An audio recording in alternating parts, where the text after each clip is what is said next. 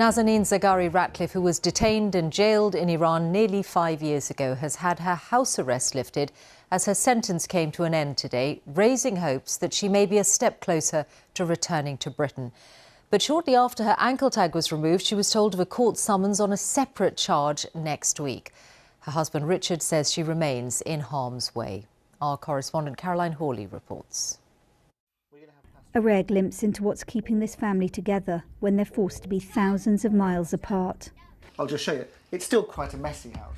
For 6-year-old Gabriella, an image on a mobile phone can't replace the touch of her mother.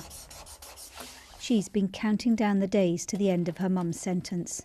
Now the ankle tag Nazanin's had to wear since she was released from jail last year has been taken off. Nazanin said she was ecstatic and went straight to visit her elderly grandmother. But in a week, she faces a new court case on another secret charge. So by the time I was speaking to Nazanin, the phone was going mad. Oh, is she out? Is she out? Is she out? And yes, she is. You know, technically the first court case is finished. At the same time, the second court case simultaneously has been invoked. So the Foreign Office were really pleased that they'd got the ankle tag off and there was some progress. And they clearly had issued a very formal note this morning saying, listen, you've got to release her. So the Iranians have done that. And at the same time, they've kept her as leverage going forward. And I find my emotional reaction to be quite guarded about what this means, and we're still in the middle of it, and we're still in the middle of this game of chess. She was at Tehran airport, preparing to fly home from a holiday visiting her parents when she was arrested in 2016. Since then, she's suffered months of solitary confinement, blindfolded interrogations, and several false promises of release. Nazanin's been told by Iranian officials that she's been held as collateral for a debt owed by Britain dating back to the 1970s. Calls are now growing for the government here to take a stronger stand against Iran's hostage diplomacy.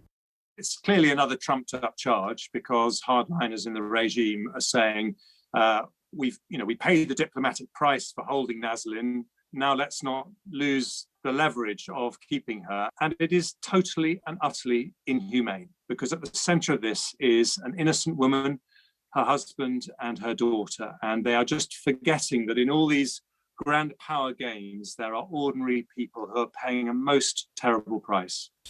What's the first thing you're going to do with Mummy when she comes back? First thing you're going to do together? Go to toy shop. But now their hopes have been dashed yet again. Their MPs called it mental torture. For how much longer will they have to go through this agony of separation? Only when she's safely on a flight back to the UK will they know their ordeal is finally over.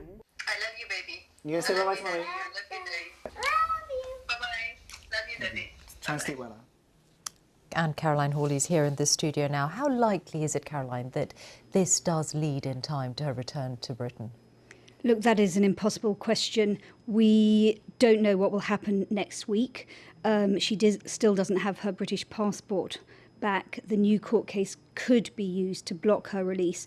Richard has told me that the Iranians see Nazanin as an asset and that they're essentially making this up as they go along. The debt that the UK owes to Iran for tanks that were never delivered to Iran after the Islamic Revolution, that is still outstanding. The UK acknowledges it owes the debt but can't pay it back because of sanctions. So you've got these very complicated geopolitics and then a family caught in the middle of all of this, and it's been this horrific emotional roller coaster for them.